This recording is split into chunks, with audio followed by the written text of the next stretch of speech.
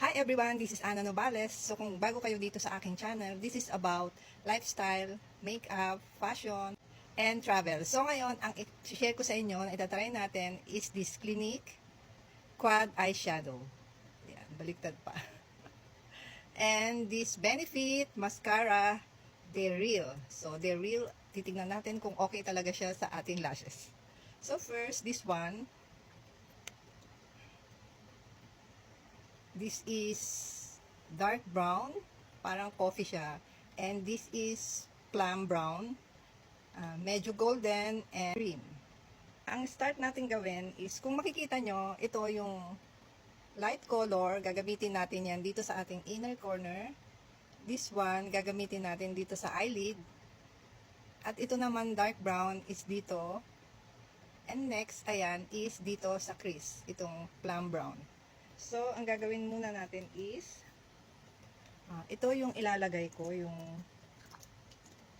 plum brown. Ito. Ayan. So, ito yung gagamitin kong brush. So, ganyan lang. And then, itatap natin. And, ilalagay natin dito sa, dito muna. And then, i-spread natin na pag ganun pataas. Dito sa crease.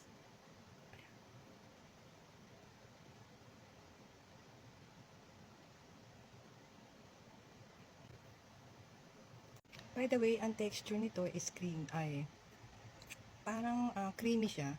Powder pero very soft and velvety feeling.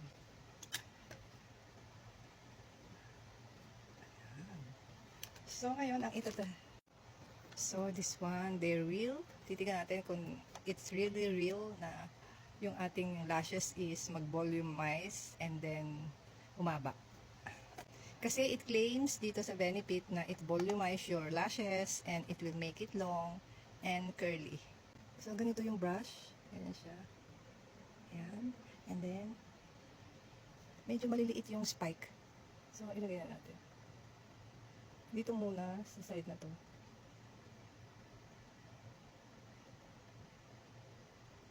Oh, it really makes it long and curly. So, ito siya. So, another coat.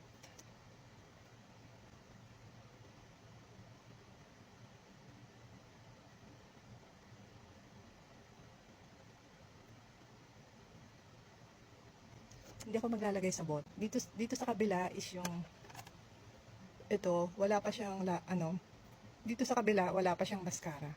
And see the difference with mascara and then this is without.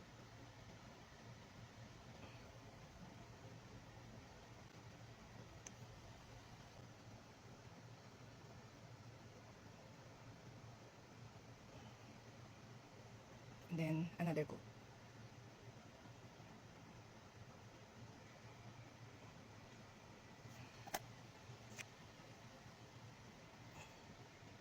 Ito siya. So, my all-time fave tart. Ganito.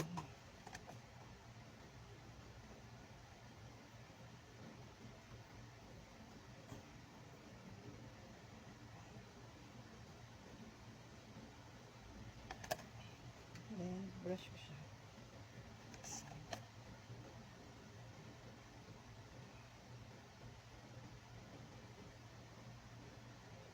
Paglagay ng kasi ng blush on na dito is mas nakakabata siya tignan pag ganyan. Ito lang yung ginagawa ko pag nagba-blush on. Then, dito sa taas. And then, next is ipa-powder.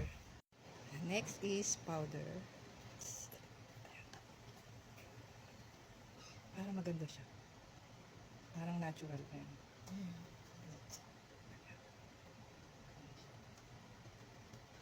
And then, lagyan nyo ng shimmer. Ginagamit ko is Benefit.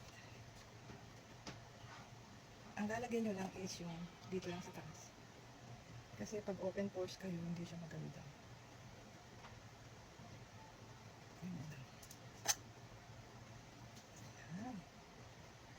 So, this is it. This is Mario Badescu facial spray with aloe herbs and rose water.